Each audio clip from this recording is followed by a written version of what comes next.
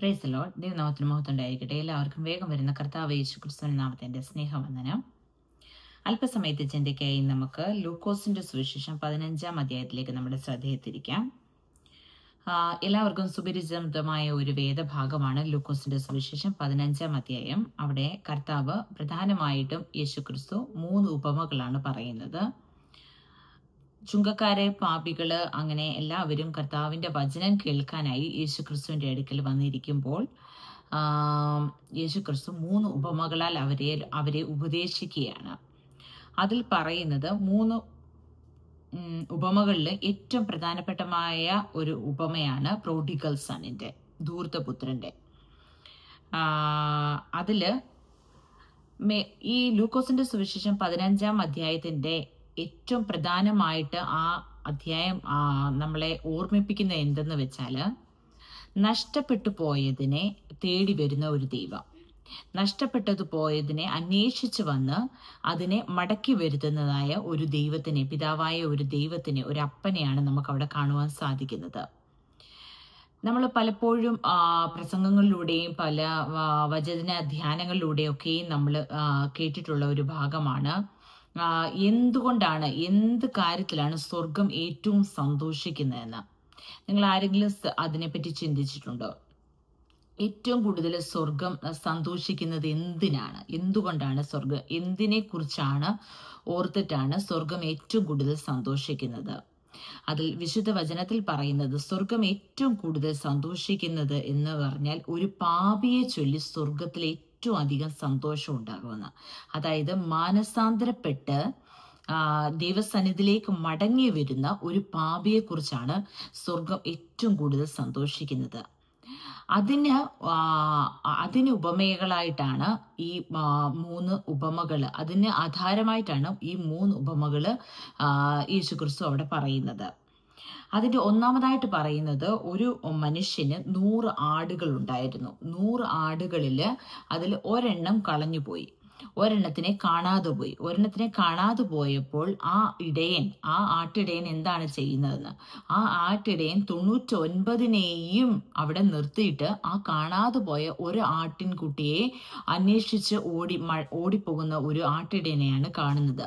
അതായത് ആ ഒരു ആടിനെ അന്വേഷിച്ചു പോകുന്ന ഒരു ആട്ടിടയൻ, ആ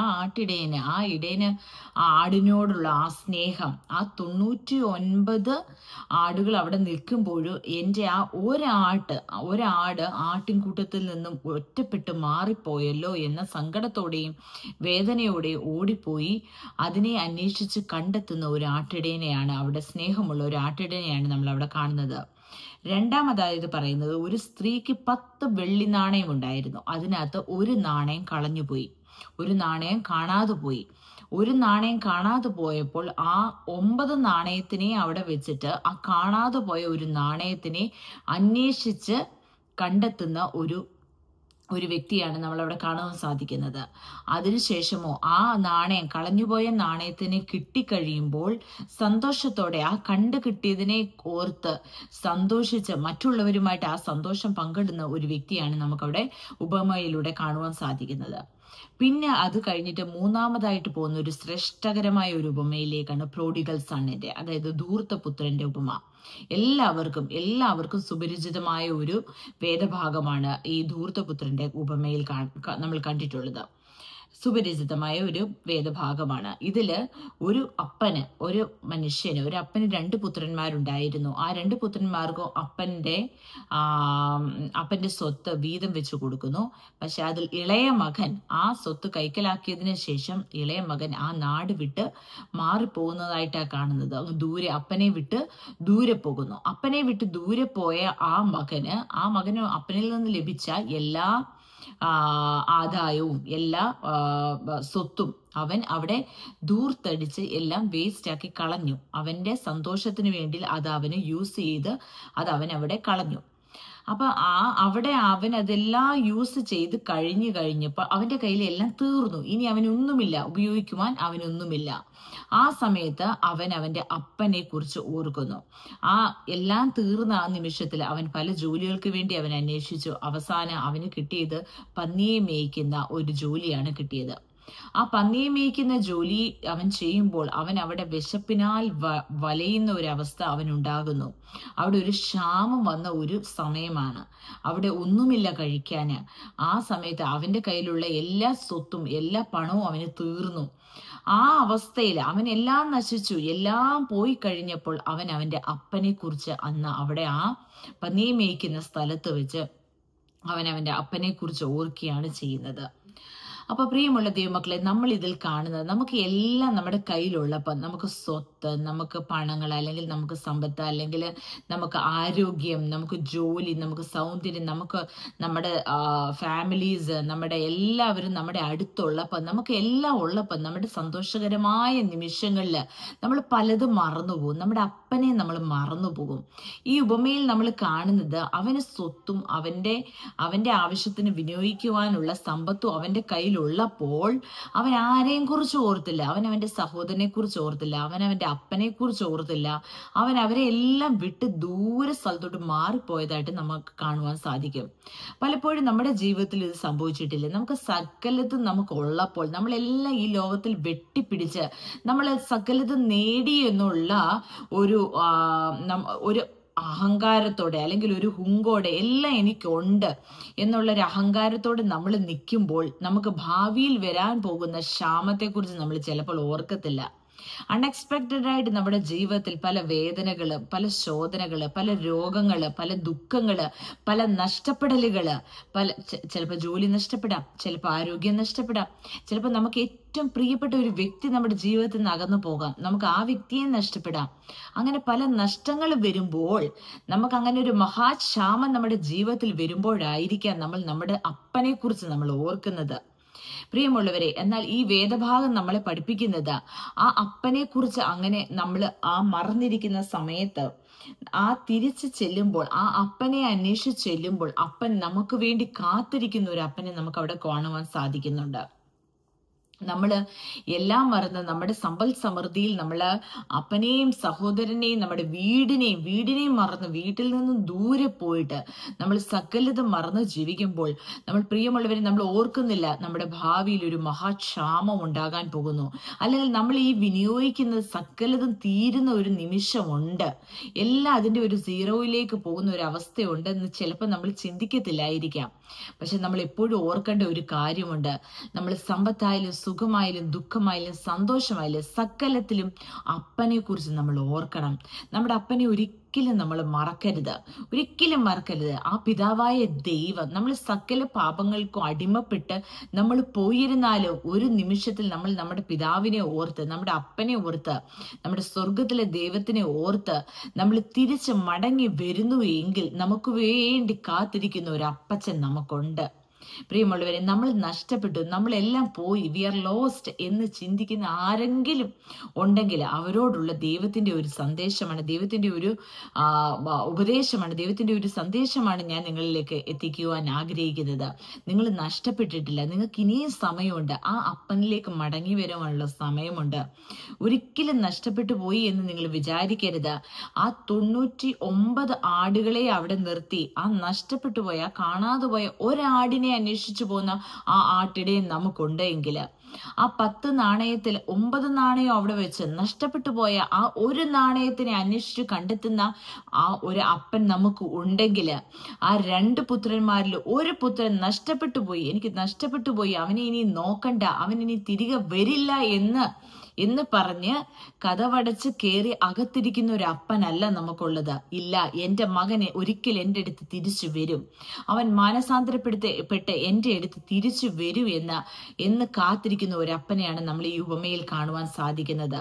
എല്ലാം നഷ്ടപ്പെട്ടു, എനിക്കിനി ആ അപ്പൻ്റെ അടുത്തേക്ക് തിരികെ പോകാൻ കഴിയില്ല, ഞാൻ പോയാൽ എന്നെ ആ അപ്പൻ സ്വീകരിക്കില്ല എന്ന് ആരെങ്കിലും ചിന്തിക്കുന്നുണ്ടെങ്കിൽ ഒരിക്കലും നിരാശയിലേക്ക് കടന്നു പോകരുത്.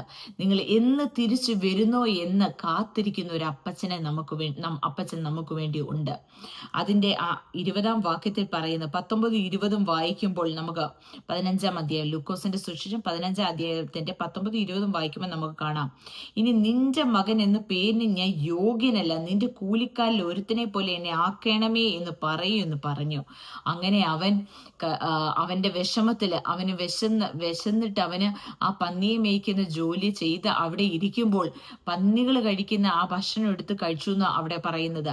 അങ്ങനെ വിഷമിച്ചിരിക്കുന്ന സമയത്ത് അവന്റെ അപ്പനെ കുറിച്ച് ഓർത്തു. അപ്പൊ അവൻ ചിന്തിക്കുന്നത്, എന്നെ നിന്റെ കൂലിക്കാരിൽ ഒരുത്തനായിട്ടെങ്കിലും എന്നെ ഒന്ന് സ്വീകരിക്കണമേ, ഞാൻ നിന്നിൽ നിന്ന് അകന്നുപോയി. അവിടെ നമുക്കൊരു മാനസാന്തരം കാണാൻ പറ്റും. ഒന്ന്, അവന്റെ അപ്പനെ കുറിച്ച് ഓർത്തു. രണ്ട്, അവനിൽ ഒരു മാനസാന്തരത്തിന്റെ മനസ്സ് വന്നു. അതുപോലെ നമ്മൾ മാനസാന്തരപ്പെടുവാൻ തയ്യാറുള്ളവരാണോ? നമ്മൾ ചെയ്ത തെറ്റിനെ കുറിച്ച് നമ്മൾ ഓർത്ത് പശ്ചാത്തപിക്കുന്നവരാണോ? എങ്കിൽ ഒരപ്പൻ നിനക്ക് വേണ്ടി വെയിറ്റ് ചെയ്യുന്നുണ്ട്, ഒരപ്പച്ചൻ നിനക്ക് വേണ്ടി കാത്തിരിപ്പുണ്ട്. അങ്ങനെ അവൻ അപ്പന്റെ അടുക്കിലേക്ക് ഓടിച്ചെന്നു. അതിന്റെ 20-ാം വാക്യത്തിൽ പറയുന്നുണ്ട്, ദൂരത്ത് നിന്ന് തന്നെ അപ്പൻ അവനെ കണ്ട് മനസ്സലിഞ്ഞ് ഓടിച്ചെന്ന് അവന്റെ കഴുത്ത് കെട്ടിപ്പിടിച്ച് അവനെ ചുംബിച്ചു. അപ്പൊ തീർച്ചയായിട്ടും നമുക്ക് മനസ്സിലാക്കേണ്ടത് ആ പുത്രൻ, ആ മകൻ മടങ്ങി വരൂ എന്ന് പറഞ്ഞ് ആ മകന് വേണ്ടി കാത്തിരിക്കുന്ന ഒരു അപ്പൻ. അതായത് ആ മകൻ ദൂരത്ത് നിന്ന് വന്നപ്പോഴേ കണ്ട് മനസ്സിലാക്കണമെങ്കിൽ അപ്പം പ്രായമുള്ള ഒരു അപ്പനായിരിക്കാം, കണ്ണു കാണാൻ പറ്റാത്ത ഒരു അപ്പനായിരിക്കാം, നമുക്കതൊന്നും അറിയത്തില്ല. പക്ഷേ ദൂരത്ത് നിന്ന് വരുന്നത് കണ്ട് അപ്പന് വേറെ ആരോടും ചോദിക്കേണ്ട ആവശ്യമില്ലായിരുന്നു, ഇതെന്റെ മകനാണോ വരുന്നതെന്ന്. കാരണം ഇത്രയും നാള് അപ്പനിൽ നിന്ന് മാറി നിന്ന മകൻ, കഴിക്കാനും ഇല്ലാതെ പന്നിയെ മേയിച്ച് ഇരുന്ന ഒരു മകൻ, എന്തായാലും മുഷിഞ്ഞമായ വേഷത്തോടെയും പ്രാകൃതമായ വേഷത്തോടെ ആയിരിക്കാം കടന്നു വരുന്ന ആ മകൻ. പക്ഷേ ആ അപ്പന് ആ മകനെ തിരിച്ചറിയുകയാണ് ചെയ്യുന്നത്. ദൂരത്ത് നിന്ന് തന്നെ തിരിച്ചറിഞ്ഞിട്ട് ഓടിച്ചെന്ന് ആ മകൻ ഏതവസ്ഥയിലാണെന്ന് നോക്കാതെ ആ അപ്പൻ കെട്ടിപ്പിടിച്ച് ആ മകനെ ചുംബിക്കുകയാണ് ചെയ്തത്. അല്ലെങ്കിൽ നിന്റെ പ്രാകൃത വേഷത്തിലാണ്, നിന്നെ എനിക്ക് സ്പർശിക്കാൻ കഴിയുന്നില്ല, അങ്ങനെ ഒന്നും അപ്പൻ പറഞ്ഞില്ല. അപ്പൻ വേറെ ഒന്നും ചോദിച്ചില്ല, ഓടിച്ചെന്ന് ആ മകനെ കെട്ടിപ്പിടിച്ച് ചുംബിക്കുകയാണ് ചെയ്യുന്നത്. പ്രിയമുള്ളവരെ, ലേറ്റ് ആയിട്ടില്ല, ഒട്ടും താമസിച്ചിട്ടില്ല. ഏത് മ്ലേച്ഛകരമായ അവസ്ഥയിലാണ് നിങ്ങളുടെ ജീവിതമെങ്കിലും തിരികെ വരിക, മടങ്ങി വരിക. ആ അപ്പച്ചൻ നിങ്ങൾക്ക് വേണ്ടി കാത്തിരിപ്പുണ്ട്. നീ മാനസാന്തരപ്പെടുവാൻ നീ തയ്യാറാണോ? നിന്റെ തെറ്റുകളെ ഏറ്റുപറയുവാൻ നീ തയ്യാറാണോ? ആ അപ്പച്ചൻ നിനക്ക് വേണ്ടി കാത്തിരിപ്പുണ്ട്. നിന്നെ ദൂരത്ത് നിന്ന് തിരിച്ചറിയുന്ന ആ അപ്പച്ചൻ നിനക്ക് വേണ്ടി വെയിറ്റ് ചെയ്യുന്നുണ്ട്. ആ അപ്പച്ചൻ നിന്റെ അടുത്ത് വന്ന് ഓടി വന്ന് നിന്നെ കെട്ടിപ്പിടിച്ച് നിനക്ക് ചുംബനം തരുവാൻ തയ്യാറായിട്ട് അവിടെയുണ്ട്. അതിന്റെ ശേഷം ഭാഗങ്ങൾ വായിക്കുമ്പോൾ നമുക്ക് മനസ്സിലാക്കാം, അതിന് മൂത്ത പുത്രൻ വരും. ഈ ഇളയ മകൻ വന്നതിന്റെ സന്തോഷത്തില് അവിടെ ഭയങ്കര സന്തോഷമായിട്ട് അവര് അപ്പന്റെ ബാല്യക്കാരോട്, അപ്പന്റെ ജോലിക്കാരോട് അപ്പൻ ഓർഡർ കൊടുത്തിരിക്കുകയാണ്. അവിടെ ഈ മ്ലേച്ഛമായ അവസ്ഥയിൽ നിന്ന് വന്ന ഈ മകന് ശ്രേഷ്ഠമായ വസ്ത്രം ധരിക്കുവാന്, പിന്നെ തടിപ്പിച്ച കാളക്കുട്ടിയെ ഭക്ഷണത്തിന് വേണ്ടി ഒരുക്കാന്, അങ്ങനെ ഭയങ്കര ശ്രേഷ്ഠമായ ഒരു ആഹാരത്തിന് വേണ്ടിയിട്ട് അപ്പൻ ഓർഡർ ഇട്ട് അങ്ങനെ അതിനു വേണ്ടിയുള്ള എല്ലാ ക്രമീകരണങ്ങളും ചെയ്യുകയാണ്. അപ്പോഴാണ് മൂത്ത മകൻ കടന്നു വരുന്നത്. പക്ഷെ മൂത്ത മകന് ആ ഒരു അവസ്ഥ ഇഷ്ടപ്പെടുന്നില്ല. അപ്പൊ അതിന്റെ 31-ാം ഭാഗത്ത് പറയുന്നുണ്ട്, മൂത്ത മകനോട് അപ്പൻ പറയാണ്, നീ എപ്പോഴും എന്റെ കൂടെ ഇരുന്നേ. അതിന് അവനോട്, മകനെ, നീ എപ്പോഴും എന്നോട് കൂടെ ഇരിക്കുന്നുവല്ലോ, നീ എപ്പോഴും എന്റെ കൂടെ ഇരുന്നവനല്ലേ. ഇപ്പൊ വന്നിരിക്കുന്നത് ആരാ? നിന്റെ അനിയൻ. അതായത് എനിക്കുള്ളതെല്ലാം നിനക്കുള്ളതാ. നിന്റെ സഹോദരനോ മരിച്ചവനായിരുന്നു, വീണ്ടും ജീവിച്ചു, കാണാതെ പോയിരുന്നു, കണ്ടുകിട്ടിയിരുന്നു. ആകയാൽ ആനന്ദിച്ച് സന്തോഷിക്കേണ്ടത് ആവശ്യമാകുന്നു എന്ന് പറഞ്ഞു. ഇതാണ് പ്രിയമുള്ളവരെ സ്വർഗവും ചെയ്യുന്നത്. നഷ്ടപ്പെട്ട ഒരു പാപി, നഷ്ടപ്പെട്ട ഒരു പൈതല്, നഷ്ടപ്പെട്ട ദൈവത്തിൽ നിന്ന് അകന്നുപോയ ഒരു പൈതല് മാനസാന്തരപ്പെട്ട കർത്താവിലേക്ക് മടങ്ങി വരുന്നതിൽ, അതിലാണ് സ്വർഗം ഏറ്റവും കൂടുതൽ സന്തോഷിക്കുന്നത്. ഏറ്റവും കൂടുതൽ സന്തോഷിക്കുന്ന ഒരു നിമിഷമാണ് അത്. 99 നീതിമാന്മാരെ കുറിച്ച് സന്തോഷിക്കുന്നതിനേക്കാൾ ഏറ്റവും കൂടുതൽ സ്വർഗം സന്തോഷിക്കുന്നത് മാനസാന്തരപ്പെട്ട് മടങ്ങി വരുന്ന ഒരു പാപിയെ കുറിച്ച് ഓർത്താണ് സ്വർഗം ഏറ്റവും കൂടുതൽ സന്തോഷിക്കുന്നത്. ആ മകനോട് ആ അപ്പൻ പറഞ്ഞ ഒരു സെന്റൻസ് എന്നെ ഏറ്റവും സ്പർശിച്ചു. നീ എന്റെ കൂടെ എപ്പോഴും ഇരുന്ന ഒരു വ്യക്തിയല്ലേ, എന്നിട്ട് നിനക്ക് എന്നെ മനസ്സിലായില്ലേ എന്നൊരു ധ്വനി അതിൽ നിന്ന് ധ്വനിക്കുന്നുണ്ട്. ഇത്രയും നാൾ നീ എന്റെ കൂടെ ഇരുന്നിട്ട് ഈ അപ്പന്റെ സ്വഭാവം നിനക്ക് മനസ്സിലായിട്ടില്ലേ? നഷ്ടപ്പെട്ടു പോയ നിന്റെ അനിയൻ തിരിച്ചു വന്നപ്പോൾ, നിന്റെ സഹോദരൻ തിരിച്ചു വന്നപ്പോൾ ഏറ്റവും കൂടുതൽ സന്തോഷിക്കുന്ന ഒരു അപ്പനെ നീ കണ്ടിട്ടില്ലേ? ആ അപ്പനാണിത്. ഈ ഏറ്റവും കൂടുതൽ സന്തോഷിക്കുന്ന അപ്പൻ എല്ലാവരുടെയും കൂടെ സന്തോഷിച്ച് ആനന്ദിക്കുന്നതിന്റെ ഒരവസ്ഥയാണ് നമുക്ക് ഇവിടെ കാണുവാൻ സാധിക്കുന്നത്. അതിനാൽ പ്രിയമുള്ളവരെ, ഒട്ടും ലേറ്റ് ആയിട്ടില്ല. എത്രയും പെട്ടെന്ന് തന്നെ നമ്മുടെ തെറ്റുകളെ ഏറ്റുപറഞ്ഞ് മാനസാന്തരപ്പെട്ട് ആ അപ്പച്ചന്റെ അടുത്തേക്ക് മടങ്ങി വരിക. ആ അപ്പച്ചൻ നിങ്ങൾക്ക് വേണ്ടി കാത്തിരിക്കുന്നുണ്ട്, അനുഗ്രഹിക്കാൻ വേണ്ടിയിട്ട് യേശു അപ്പച്ചൻ നിങ്ങൾക്ക് വേണ്ടി കാത്തിരിപ്പുണ്ട്. ഈ വചനങ്ങളാൽ ദൈവം നിങ്ങളെ സഹായിക്കട്ടെ, അനുഗ്രഹിക്കട്ടെ എന്ന് പ്രാർത്ഥിച്ചുകൊണ്ട് ആമേൻ. Praise the Lord.